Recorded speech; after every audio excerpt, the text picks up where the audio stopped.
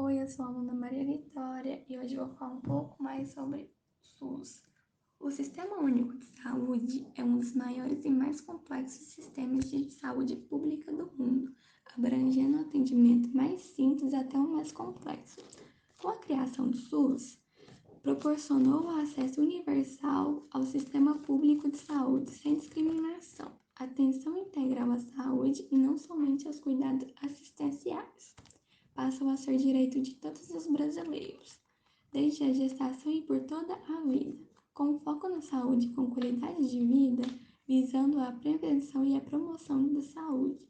A gestão das ações e dos serviços de saúde deve ser solidária e participativa entre os três entes da federação: a União, os estados e os municípios. A rede que compõe o SUS é ampla e abrange tanto ações quanto os serviços de saúde. Oi, eu sou Maria Eduarda Gomes, do primeiro B, e eu vou falar um pouco sobre o que é política pública em saúde e qual a relação com a pandemia do coronavírus. Políticas públicas de saúde são ações e programas feitos pelo governo que têm como função colocar em prática os serviços de saúde que estão previstos na lei. O responsável pelas políticas públicas de saúde é o Estado, que é cumprido através dos governos. O Estado, então, é responsável por criar e manter essas políticas para investir na melhoria do atendimento de saúde dos cidadãos, tendo a responsabilidade pela prestação dos serviços de saúde e de atendimento médico dividida entre todas as esferas do governo, federal, estadual e municipal. As políticas públicas visam minimizar os efeitos econômicos e sociais em frente à pandemia e do reforço ao isolamento social, mas é importante que se observem as medidas adotadas por outros países. A Nova Zelândia, por exemplo, incluiu medidas rigorosas, a rápida adesão ao bloqueio e um programa eficiente de testagem e rastreamento de casos do coronavírus. Oi, meu nome é Juliana Martins e eu sou do primeiro A. O meu tema é como o nosso sistema de saúde contribui para o combate à pandemia. O nosso sistema de saúde SUS contribui para minimizar o impacto da pandemia. Segundo o IBGE, 71,5% da população está dependente dele. Comparado ao sistema de saúde dos Estados Unidos, onde o domínio do setor privado sobressai o público, e a falta de cobertura universal de saúde. O governo federal readaptou e reforçou nosso sistema de saúde para enfrentar a pandemia da Covid-19. O programa Vigiar SUS foi lançado em outubro de 2020 com a proposta de aumentar a capacidade de vigilância. O projeto é focado na pandemia da Covid-19, mas também servirá para monitorar a longo prazo a prevenção e controle de surtos e epidemias. A expectativa é ampliar as estratégias de segurança nacional para as ameaças de segurança de saúde pública, além de melhorar as capacidades para as preparações e respostas às emergências. Foram investidos 1,5 bilhões na criação do projeto. É importante frisar também a saúde dos povos indígenas no período da pandemia. A lógica de cuidado imediato aplicada na atenção primária também foi incorporada pela Secretaria Espaço de Saúde Indígena, do Ministério da Saúde. As empresas que fabricam as vacinas contra a Covid-19 no Brasil são Fiocruz e Butantan. A dependência do Brasil em relação a outros países tem sido um dos principais motivos pela demora da vacinação. O outro atraso é a falta do ingrediente farmacêutico ativo. As vacinas 100% nacionais não ficaram prontas, mas são elas que trarão mais segurança futuramente, porque novas variantes podem surgir e tornar os atuais imunizantes menos eficazes. Segundo informações do Ministério da Ciência, atualmente há 15 vacinas nacionais contra a Covid-19 em desenvolvimento no Brasil. Ao menos 2 estão em processo avançado e podem começar a ser utilizadas neste fim de ano ou no início de 2022. Dessas 2 vacinas, a Butantan fabrica a Butanvac e o governo federal a Versamune. O investimento do governo federal na pandemia em 2020 foi de 524 bilhões e em 2021 de 96 bilhões.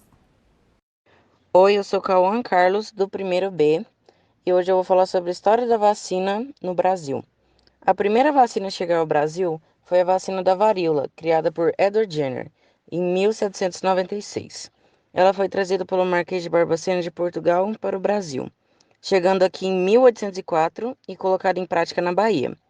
Essa vacina era obrigatória para crianças desde 1837 e para adultos desde 1846, mas a lei só começou a ser cumprida de verdade em 1904, por influência do médico e sanitarista pioneiro da infectologia, Oswaldo Cruz.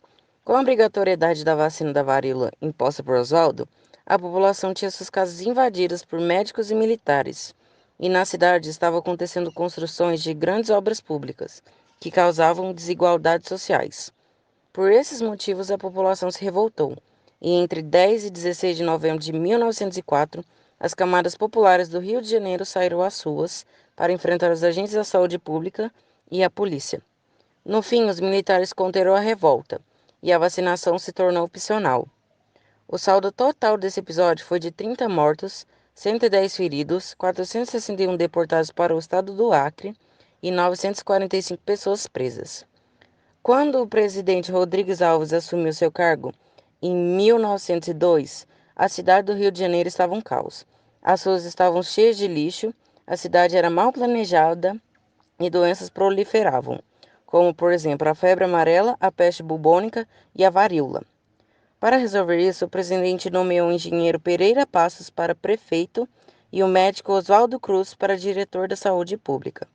Para combater as doenças, Oswaldo tentou eliminar seus vetores: os ratos no caso da peste, os mosquitos no caso da febre amarela e no caso da varíola ele colocou a vacinação obrigatória.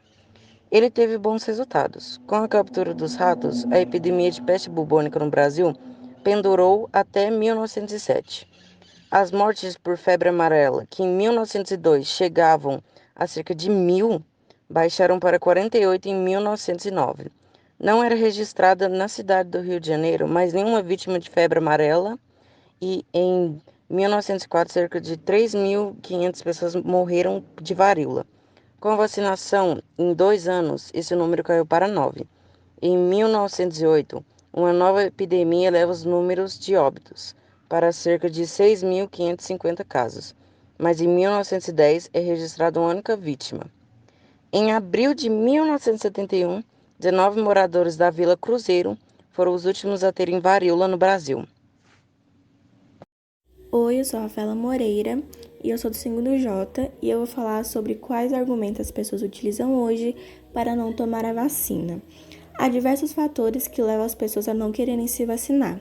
Pode ser, por exemplo, por causa do estilo de vida da pessoa, há pessoas que optam por um estilo de vida mais natural, há pessoas que estão dentro de movimentos anti-vacinas e deixam de tomar não só a vacina do coronavírus, mas também outras vacinas, por acreditarem que elas causam doenças e levam até mesmo à morte. Também tem motivos religiosos. Uma pesquisa feita do Datafolha, feita em maio, mostra, por exemplo, que apenas 20% dos evangélicos disseram ter sido vacinados contra a doença, percentual que fica abaixo verificado entre católicos, que foi 31%, e a média da população, que foi 25%. Dos entrevistados, 10% disseram que não pretendem se vacinar, que é o dobro dos católicos, que foi 5%. Há também um estudo dizendo que evangélicos pentecostais foram mais propensos a acreditarem na eficácia chamada tratamento precoce, que faz uso de medicamentos não comprovados, com eficácia não comprovada, como, por exemplo, a cloroquina. Um dos motivos religiosos, principalmente entre os pentecostais no Brasil, que faz com que eles não queiram se vacinar, é a interpretação que dão a um trecho bíblico do Apocalipse, que afirma que no final dos tempos a besta terá uma marca nas pessoas, que alguns líderes religiosos difundem como sendo uma referência à vacina. Há também discursos negacionistas que não estão presentes apenas em grupos religiosos, mas no geral. E o último, por causa das fake news, que liga a todos os outros tópicos. Elas se espalham com muita rapidez e influenciam muitas pessoas. Tem uma pesquisa exemplificando e simplificando os motivos pelos quais os brasileiros não querem se vacinar. 63% justificam que se preocupam com os efeitos colaterais, 21% não acredita que a imunização seria eficaz, 10% acham que não estão correndo risco de se contaminar com a doença, 7% são contra vacinas em geral e 2% declaram não ter tempo.